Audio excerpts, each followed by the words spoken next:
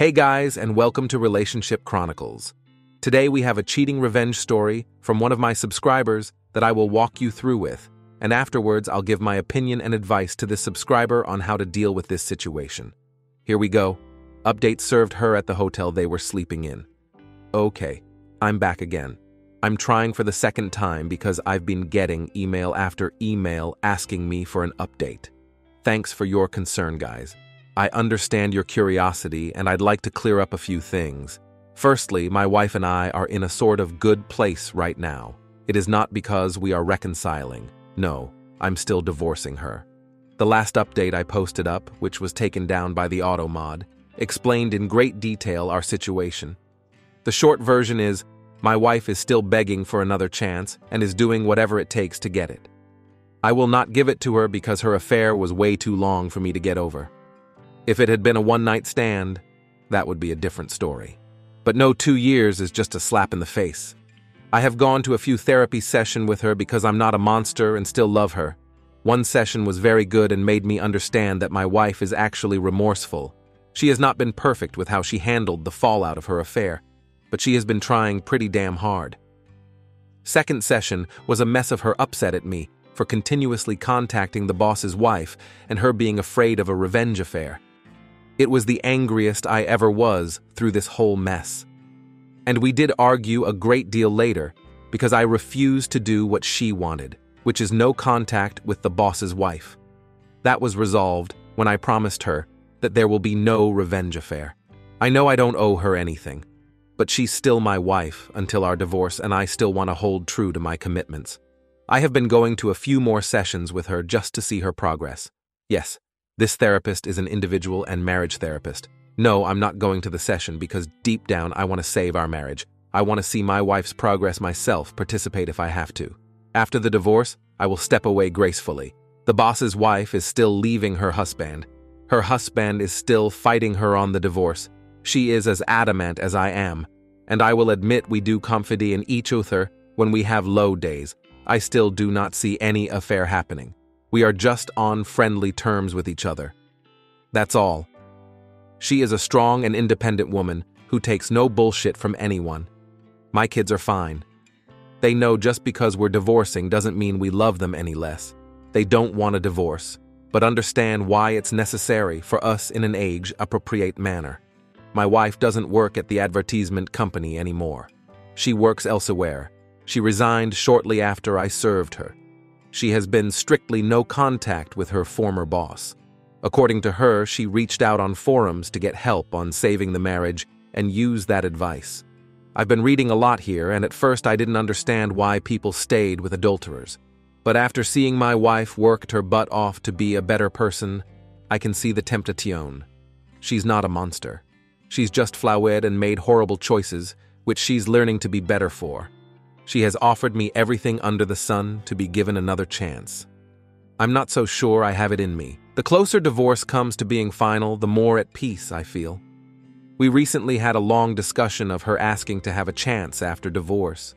She has offered a postnup. I was not completely opposed to it, actually. But it would be a very, very long road for her to travel for me to even consider it a possibility. She seems quite willing, but I don't see how that would benefit any of us. To be honest, a huge part of me wants this divorce out of a fleeting sense of justice. It's the only justice I can get without lowering myself to an adulterer. My mom and I made up after I revealed more about my wife's affair. Although now she's absolutely furious with my wife after learning the details. I don't know how to navigate that one. Stay strong. She has been a ramp-up, either the lovey-dovey or batshit crazy behavior. Just remember all the money she wasted cheating, all the time she stole from your family, and all the affection she withheld from you that destroyed your self-esteem. You can never get that back. Before we continue, please like and subscribe if you enjoy the video. Not once in 2 years did she think to put her kids where he first. The only reason she's making progress is that she got caught. I can't wait until you're free of that toxic waste of a human being. P.S. Nobody makes horrible choices like that for 2 years. That's called a commitment, being completely mercenary. Keep giving her hope that you may get back together after the divorce. It will make the divorce negotiations go easier. That way, you're not locked into paying large amounts of money to lawyers or in child support alimony. Remember, a court order is a compulsory payment. You can always pay more as a gift if the kids need something.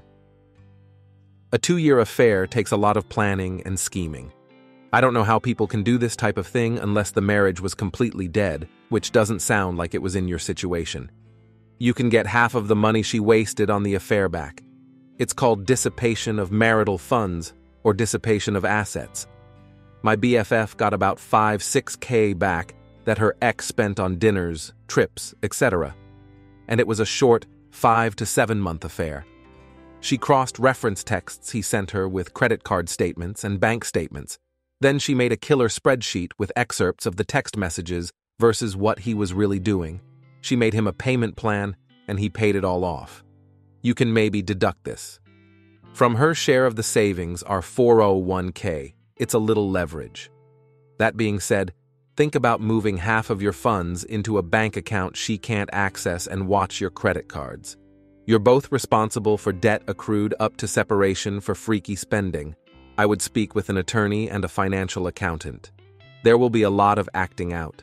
She will turn on the minefield CK channels of anger, charm, and self-pity to manipulate you, and you should have your divorce ducks in a row ASAP. Get ready for her to try to get extra custody. Most states have 50-50, now to get extra child support and whined to Facebook friends and relatives about being a single mom, and complain about how you're abandoning the family and why won't you get back together for the children. Well, she'll be strangely mute about the 2-year affair, and you need to have a simple sentence in place for your own image management. Beth handle 1-2 velvet hammer punch to end any questionable narratives on her part. P.S. I don't know your wife's name. I just picked one out of the air. A lot of people recommend chumplady.com. I do her book and blow safe my BFF's life. Her ex was particularly egregious in his affair and just wouldn't end it and blamed his wife for the affair until she tossed him out. Then he cried that he should be allowed back for the children. No. Next. Good luck and stay strong. There are a lot of people out there who don't cheat my BFFs. I never will. And Senator, adopt, good luck. I completely agree. In my opinion, cheating is the worst thing you could do to someone you're supposed to love most in the world. And infidelity that lasts for 2 years is absolutely unforgivable. She's still showing how selfish she is by behaving this way. If she really respected you and cared about what it is you need right now, she wouldn't be fighting the divorce.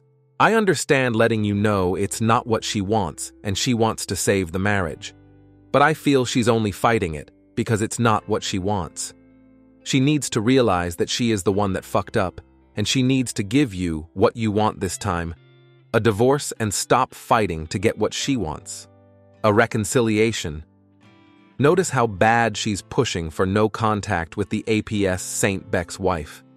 She's projecting and can't even fathom someone being friends with the opposite sex to that. They will eventually have an affair because everyone is horrible, like her, and 3, cut off his only positive support through all this, in an attempt to isolate. Once he's divorced, he should buy that lady dinner for helping him find out the truth behind the gaslighting. His STB ex can even take responsibility for her actions and is trying to shift blame to that other guy's poor wife. Who does that? You know what it sounds like? It's your fault. I hate to stop talking to her so I can stop hitting the delusion of this woman. Honestly, I think it's because that woman is a constant reminder of her affair and the guilty that the no contact is not for us. It's for her, that selfish MF. Let's move on to my thoughts and advice for the person that is dealing with this problem.